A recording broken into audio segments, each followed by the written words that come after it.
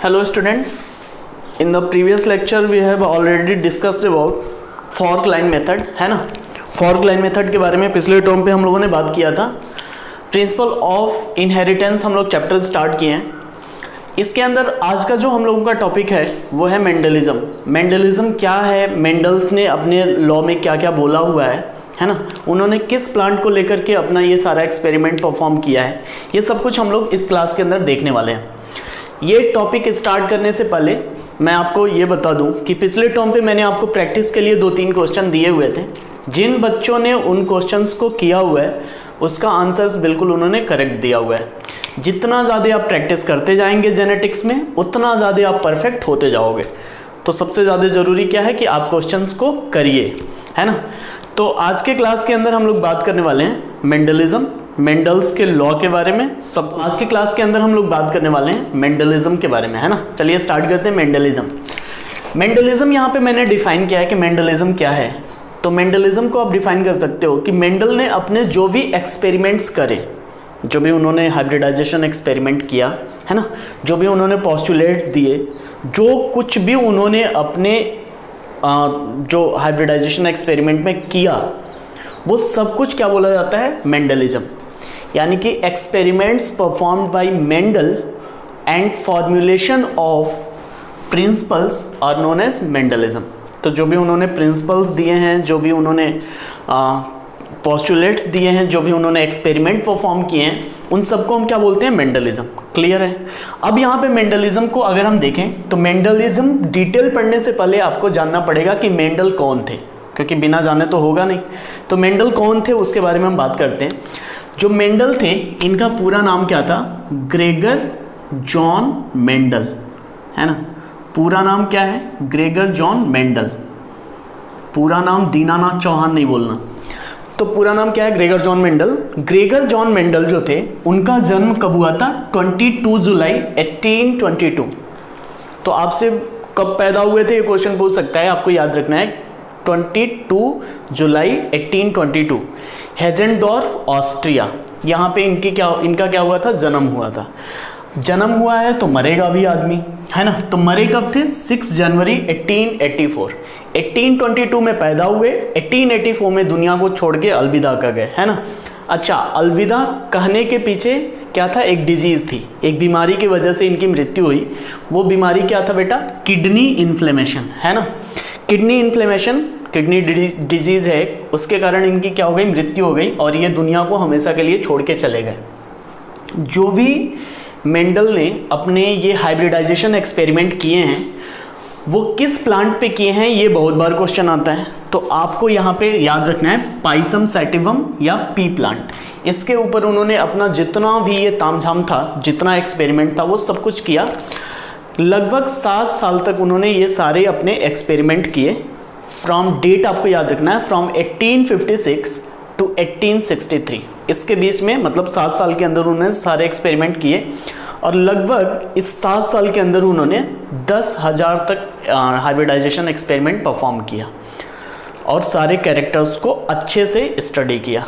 ठीक, इसके अलावा आपको ये भी याद रखना है कि इनका जो ये पूरा एक्सपेरिमेंट परफॉर्म किया उसको एक लोकल पत्रिका के अंदर उन्होंने क्या किया था, पब्लिश कराया था। लोकल पत्रिका का नाम था लोकल जर्नल ऑफ ब्रून, है ना, जिसको हम लोग नेचुरल हिस्ट्री सोसाइटी ऑफ ब्रून के नाम से भी जानते हैं।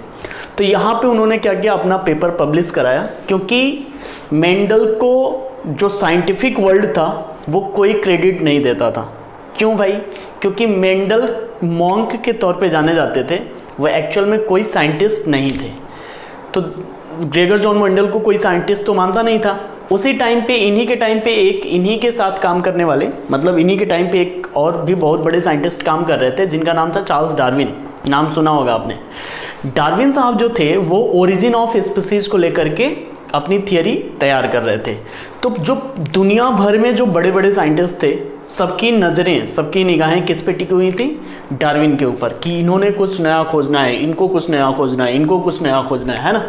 तो मेंडल के ऊपर इन लोगों का ध्यान बिल्कुल नहीं था, इसीलिए ये बेचारे इतना बड़ा पोस्टुलेट्स दिया, ये सारे एक्सपेरिमेंट्स परफॉर्म किए, मर भी गए और इनको कोई क्रेडिट इनके जीते जी नहीं मिला।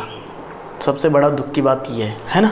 तो आपको ये याद रखना है कि उन्होंने अपनी पत्रिका कहाँ पे छपवाई थी, local journal of Brunn, natural history society of Brunn. जो इनका पेपर था जिन्होंने जो पब्लिश कराए थे उसको एक टाइटल दिया था, टाइटल का नाम था एक्सपेरिमेंट्स इन प्लांट हाइब्रिडाइजेशन, यानी कि जो भी प्लांट हाइब्रिडाइजेशन में उन्होंने एक्सपेरिमेंट परफॉर्म किया था उसी को लेकर के एक टाइटल भी दिया था, एक्सपेरिमेंट्स इन प्लांट हाइब्रिडाइजेशन। मरने के 16 साल बाद, ये हम लोगों ने बात किया है, मरने के 16 साल बाद यानी कि इन 1884 में मरे, 1900 में मेंडल्स के पॉस्टुलेट को रीडिस्कवर किया था 3 साइंटिस्टों ने। नाम था उनका क्या, Hugo de Vries, Carl Correns and von Tschermak. इन्होंने तीनों साइंटिस्टों ने मिल करके जो भी मेंडल्स के पॉस्टुलेट्स थे सबसे पहला काम किया कि उसको लॉ के फॉर्म में अरेंज किया, है ना। तो आज हम लोग जो लॉ बोलते हैं Mendel's law, first law, second law, third law, तो ये एक्चुअल में मेंडल ने नहीं दिए थे, लॉ टर्म यूज ही नहीं किया था, उन्होंने केवल पॉस्टुलेट्स दिए थे। पॉस्टुलेट्स को लॉ के फॉर्म में कौन अरेंज किया था, ये तीनों लोग। अब यही जो तीनों लोग हैं इन्होंने मिल करके और मेंडल को फादर ऑफ जेनेटिक्स भी बोला था। तो ये सारी चीज़ें आपको याद रखनी है कि मेंडलिज्म क्या है। तो जो भी एक्सपेरिमेंट्स परफॉर्म किया मेंडल ने उसी को हम बोलते हैं क्या, मेंडलिज्म। मेंडल का जन्म कब हुआ था, 1822, मरे कब थे, 1884, है ना। डेथ के पीछे रीज़न आपसे पूछ सकता है, डिजीज़ का नाम याद रखिएगा, किडनी इन्फ्लेमेशन डिजीज़, क्लियर है। लोकल जर्नल ऑफ ब्रून, यहाँ पे उन्होंने अपने जो भी एक्सपेरिमेंट परफॉर्म किए थे उसको पब्लिश कराया था। टाइटल था उसका क्या, एक्सपेरिमेंट्स इन प्लांट हाइब्रिडाइजेशन। किस प्लांट पे एक्सपेरिमेंट उन्होंने किया था, पी प्लांट, गार्डन पी, जिसको हम लोग पाइसम सैटिवम बोलते हैं या पाइसम सैटिवम भी बोलते हो। तो ये चीज़ आपको याद रखनी है मेंडलिज्म के बारे में। अब यहाँ पे बात आती है, तो जनरल चीज़ें रही जिसके बारे में हम बात करते हैं, इसको डिटेल भी आप लोगों को पढ़ना है। रीडिस्कवर में मैं आपको कार्ल कोरेंस, वॉन टेस्मार्क और ह्यूगो डी व्राइज के बारे में पूरी हिस्ट्री मैं बताने वाला हूँ। अगला जो हम लोग टॉपिक डील करने जा रहे हैं वह है रीजंस फॉर मेंडल सक्सेस, यानी कि इनके पहले भी जो साइंटिस्ट आए, बहुत सारे साइंटिस्ट आए और उन्होंने भी हाइब्रिडाइजेशन एक्सपेरिमेंट परफॉर्म किया। वो जब एक्सपेरिमेंट परफॉर्म किए तो वो उतना सक्सेसफुल नहीं रहा। जब मेंडल ने अपना एक्सपेरिमेंट परफॉर्म किया तो ये बहुत ज़्यादा सक्सेसफुल रहे अपने एक्सपेरिमेंट्स में और इनको फादर ऑफ जेनेटिक्स भी बोला गया। तो ऐसा क्या चीज़ें इन्होंने किया था जिसकी वजह से इनका जो हाइब्रिडाइजेशन टेक्निक था वो सक्सेसफुल रहा और ये सारे एक्सपेरिमेंट्स अच्छे से कर डाले। तो यहाँ पे हम उसी के बारे में बात करने जा रहे हैं। हेडिंग डालते हैं, रीजंस फॉर मेंडल सक्सेस। चलिएगा, रीजंस फॉर मेंडल सक्सेस, है ना। तो मेंडल के सक्सेस होने के पीछे का रीज़न क्या है, सबसे बड़ा रीज़न कि जब मेंडल कोई भी एक्सपेरिमेंट करते थे, कोई भी जब हाइब्रिडाइजेशन एक्सपेरिमेंट करते थे तो वो एक टाइम पे केवल एक कैरेक्टर पे ही फोकस करते थे, है ना। मतलब एक टाइम पे ऐसा नहीं है कि वो बहुत सारे कैरेक्टर को एक साथ स्टडी करने की कोशिश करते थे, केवल एक टाइम पे एक कैरेक्टर स्टडी किया। इसीलिए यहाँ पे 7 साल लग गए उनको हाइब्रिडाइजेशन एक्सपेरिमेंट परफॉर्म करने में। नहीं तो अगर हम देखें तो जो प्लांट है पी प्लांट, उसकी लाइफ साइकिल तो मुश्किल से 2 से 3 महीने की है। लेकिन यहाँ पे क्या करते थे, वो एक जनरेशन के केवल एक कैरेक्टर को मेंशन करते थे, एक कैरेक्टर पे फोकस करते थे। इसीलिए जो वहाँ पे प्रोजनी आती थी उसका एक्यूरेट सारी चीज़ें वो बताए, है ना। तो आपको लिखना है focused on one character at a time. तो एक टाइम पे केवल एक कैरेक्टर पे ही क्या करते थे, फोकस करते थे, पहला पॉइंट। दूसरा पॉइंट आपको ये याद रखना है, selection of the P plant. सबसे बड़ा रोल प्ले किया था कौन, P plant, selection of P plant. तो इनका जो सिलेक्शन था पी प्लांट का ये बहुत ज़बरदस्त हुआ था, क्योंकि अगर ये पी प्लांट के अलावा किसी दूसरे प्लांट पे किए होते तो शायद ये इतना सारा एक्सपेरिमेंट ना तो सक्सेसफुल रहता और ना ही वो ये सारे लॉ वगैरह हम लोग पढ़ पाते। तीसरा पॉइंट आपको ये याद रखना है कि इन्होंने जो भी क्रॉस किया उसके 2 क्रॉस किए, क्रॉस कराया और रेसिप्रोकल क्रॉस कराया। तो performed cross and reciprocal cross for each set, of character.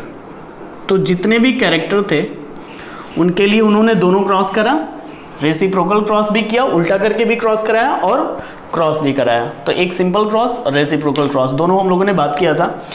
तो यहाँ पे मेंडल के सक्सेस होने के पीछे का रीजन क्या था? Selection of the P plant, जो उन्होंने प्लांट सेलेक्ट किया था, एक टाइम पे केवल एक कैरेक्टर को डिटरमाइन किया था, इसीलिए वो एक्यूरेट सारी चीजें बता पाए थे।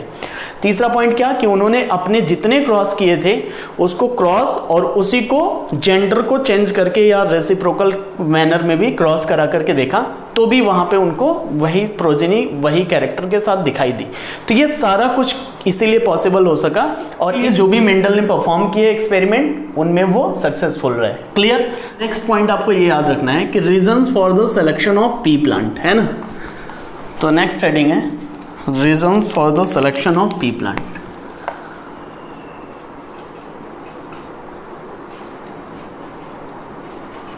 सिलेक्शन ऑफ पी प्लांट, इन्होंने पी प्लांट को सेलेक्ट ही क्यों किया था? पी प्लांट को क्यों सेलेक्ट किया था?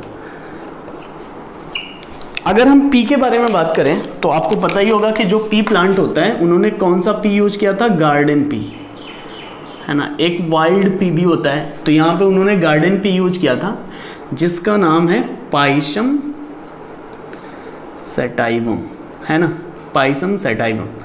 और इसका जो क्रोमोजोम नंबर होता है, वो होता है 2n=14, है ना। कितना होता है? 2n=14। मैं आपको ये भी बताऊंगा कि किस क्रोमोजोम पे उन्होंने कैरेक्टर स्टडी किया था और किस क्रोमोजोम पे कैरेक्टर नहीं होते हैं, ठीक है। तो वो सारी चीज़ें हम लोग डिटेल बात करेंगे। अभी मैं आपको बता रहा हूँ कि क्या वह जो सिलेक्शन किया था पी प्लांट, उसके बेसिस पे उन्होंने क्या क्या बातें बोली, क्यों उन्होंने सेलेक्ट किया था पी प्लांट को, वो मैं बताने जा रहा हूँ। सबसे पहला point, selection of the P plant के पीछे सबसे बड़ा रीज़न क्या था? Short life span. Short life span.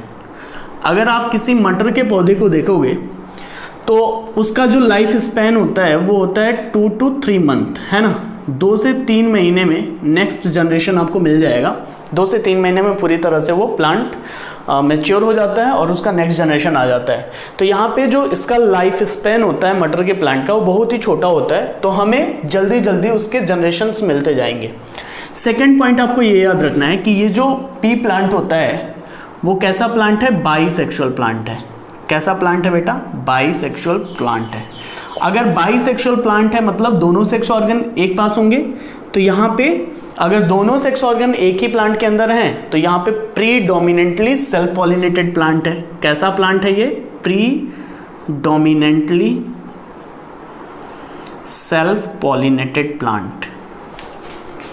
Self pollinated plants, है ना। अगर ये सेल्फ पॉलिनेटेड है तो हम इसको क्रॉस पॉलिनेशन भी कर सकते हैं। तो यहाँ पे क्या होता है? Easy for cross pollination. तो अगर वो सेल्फ पॉलिनेटेड प्लांट है तो इजी फॉर क्रॉस पॉलिनेशन, है ना। आसानी से आप उसके अंदर क्रॉस पॉलिनेशन भी करा सकते हैं। नेक्स्ट पॉइंट आपको ये याद रखना है कि it has many contrasting character. Many contrasting traits लिख लो आप। Many contrasting traits. अगर आप मटर के पौधे के बारे में जब हम लोग कैरेक्टर पढ़ेंगे तो वहाँ पे हम देखेंगे कि 7 कैरेक्टर उन्होंने देखा था, है ना। और उन 7 कैरेक्टर्स के अंदर टोटल 14 ट्रेट उनको दिखाई दिया था। तो बहुत सारे कंट्रास्टिंग ट्रेट इनको दिखाई दिए, है ना। Green colour, yellow colour, dwarf, है ना। हाइट में अगर हम बात करें तो एक है टॉल, एक है डॉर्फ।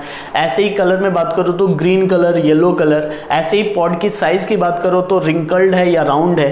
तो ऐसे बहुत सारे ट्रेट क्या होते हैं आपको मटर के प्लांट के अंदर दिखाई देते हैं। इसके अलावा अगर हम बात करें तो इट प्रोड्यूसेस मेनी सीड।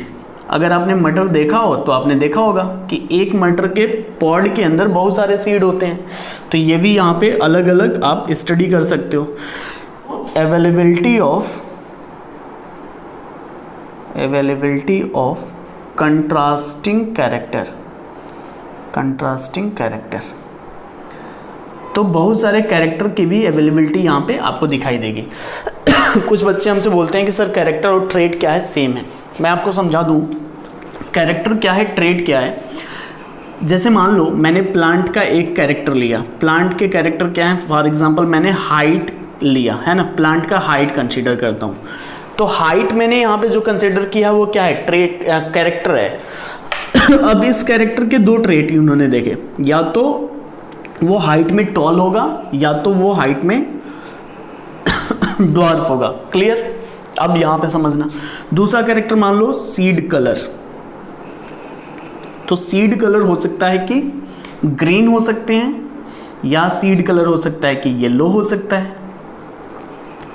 तो यहां पे ये जो मैं इधर लिख रहा हूं ये सारे के सारे क्या है, ट्रेट हैं। उधर वाले क्या है, ट्रेट हैं, ये क्या है, कैरेक्टर हैं। तो आपको ये समझ में आ रहा है कि यहाँ पे बहुत सारे कैरेक्टर्स भी अवेलेबल थे और बहुत सारे ट्रेट्स भी अवेलेबल थे। तो इसीलिए यहाँ पे हाइब्रिडाइजेशन टेक्निक बहुत ही आसानी से हुआ और यहाँ पे बहुत सारे कैरेक्टर एक साथ आपको स्टडी करने के लिए मिले। तो मेंडल्स का जो ये पूरा दौरा था, जितना भी एक्सपेरिमेंट उन्होंने परफॉर्म किया, ये सारा इसका फ़ायदा उन्होंने उठाया था, जो जितने कैरेक्टर उन्होंने देखे थे। ये भी मैं बता दूं कि जो सिलेक्शन किया था उन्होंने पी प्लांट का, ये बहुत बड़ा अचीवमेंट माना जा सकता है, क्योंकि अगर वो कोई दूसरा प्लांट लेते और उसके अंदर क्रॉसिंग हो जाता या लिंकेज हो जाता तो ये शायद पॉसिबिलिटी नहीं बन पाती जो इतने अच्छे से हम लोग पढ़ पाते हैं। क्लियर है मेरी बातें? अब यहाँ पे अगर हम लोग बात करें तो मेंडल्स मेथड की बात कर लेते हैं हम। उन्होंने कौन सा मेथड यूज किया था? मेथड की बात अगर करोगे अगर हम लोग मेथड की बात करें तो मेथड में आपको याद रखना है कि मेंडल ने अपने एक्सपेरिमेंट के लिए जो मेथड यूज किया था वो मेथड था artificial hybridization technique. Artificial hybridization technique. Artificial hybridization technique क्या होता है, हम लोगों ने इसका डिटेल पढ़ा हुआ है, बस मैं आपको थोड़ा सा समझा दे रहा हूँ। इसके अंदर 2 स्टेप होता है, 3 स्टेप होता है। सबसे पहले तो सिलेक्शन ऑफ द प्लांट है ना, आपको प्लांट सेलेक्ट करना है। जब आप प्लांट सेलेक्ट कर लेते हो तो सेकेंड स्टेप आता है जिसको हम बोलते हैं क्या, इमैस्कुलेशन। बहुत इंपॉर्टेंट प्रोसेस है इमैस्कुलेशन। इमैस्कुलेशन क्या होता है, रिमूवल ऑफ एंथर है ना। तो इमैस्कुलेशन क्या है, रिमूवल ऑफ एंथर, एंथर को रिमूव किया जाता है। तीसरा प्रोसेस होता है जिसको हम लोग बोलते हैं क्या, बैगिंग है ना, बैगिंग कराते हैं। बैगिंग में क्या किया जाता है, बटर पेपर से या फिर किसी पॉलीथीन से उसको जो फीमेल पार्ट होती है उसको कवर कर दिया जाता है, क्योंकि मेल पार्ट को आपने रिमूव कर दिया है। अगर आप उसको उसके फीमेल पार्ट को अगर कवर नहीं करोगे तो हो सकता है कि किसी दूसरे पॉलिन ग्रेन से वो पॉलिनेट हो जाए, तो अनवांटेड पॉलिनेशन हो सकता है। इससे बचने के लिए हम क्या करते हैं, उसको बैगिंग कर देते हैं, है ना। तो 3 स्टेप होता है। सबसे पहले तो आपको प्लांट सेलेक्ट करना होता है जिसके अंदर आर्टिफिशियल हाइब्रिडाइजेशन कराना है। सेकेंड टर्म क्या है बेटा, इमैस्कुलेशन, उसमें से जो मेल पार्ट होता है उसको रिमूव करना है ना। थर्ड स्टेप क्या होता है, बैगिंग, उसके ऊपर बैग लगाना है ताकि अनवांटेड पॉलिनेशन ना हो। क्लियर है मेरी बातें? तो ये टेक्निक उन्होंने यूज किया था और इसी के थ्रू सारे अपने हाइब्रिडाइजेशन एक्सपेरिमेंट परफॉर्म किए थे और प्रोजेनी का फॉर्मेशन किया था। तो ये सब कुछ आपको याद रखना है मेंडल्स के बारे में। अब नेक्स्ट टर्म पे हम लोग ये समझेंगे कि कौन से क्रोमोजोम पे कौन सा कैरेक्टर दिखा, है ना। और दूसरा पॉइंट आपको ये याद रखना है कि जो कैरेक्टर्स उन्होंने देखे, जो 7 कैरेक्टर्स उन्होंने ऑब्जर्व किए थे, उसके बारे में डिटेल में आपको ट्रिक वाइज एक्सप्लेन करूंगा। तो अगले क्लास में बहुत ही इंपॉर्टेंट टॉपिक हम लोग डील करने वाले हैं। यहाँ देख लेते हैं जिससे अक्सर करके जो नीट के अंदर आया हुआ है। तो 2 क्वेश्चन मैं आपके लिए बता देता हूँ, इसको आप फाइंड आउट करिएगा।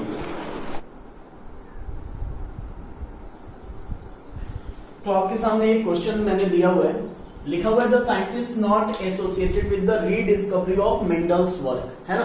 हम लोगों ने अभी पढ़ा है कि रीडिस्कवरी 3 साइंटिस्टों ने मिलकर किया था। सिंपल सा एक क्वेश्चन आया हुआ है आपके सामने, इसको आपको बताना है कि इसमें से कौन ऐसा साइंटिस्ट है जो मेंडल्स के रीडिस्कवरी में पार्टिसिपेट नहीं किया था, मतलब उनका कोई रोल नहीं है। तो आप ऑप्शन देख लो, आराम से इसके जवाब कमेंट बॉक्स में टाइप कर लो, है ना, फटाफट। बिल्कुल इजी क्वेश्चन है बेटा, तो इसका जवाब आप हमें कमेंट बॉक्स में दीजिए। अगले लेक्चर में हम लोग बात करेंगे कि कौन से कैरेक्टर उन्होंने देखे थे, जिसको मैं इजी वे में आपको ट्रिक वाइज बताने वाला हूँ। तो चलिए, थैंक यू सो मच।